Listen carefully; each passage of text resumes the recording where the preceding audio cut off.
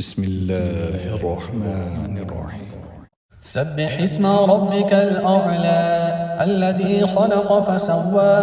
والذي قدر فهدى والذي أخرج المرعى فجعله غثاء أحوى سنقرئك فلا تنسى إلا ما شاء الله إنه يعلم الجهر وما يخفى ونيسرك لليسرى فذكر إن نفعت الذكرى سيذكر من يخشى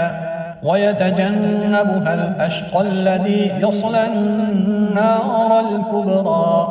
ثم لا يموت فيها ولا يحيا قد أفلح من تزكى وذكر اسم ربه فصلى بل تؤثرون الحياة الدنيا والآخرة خير وأبقى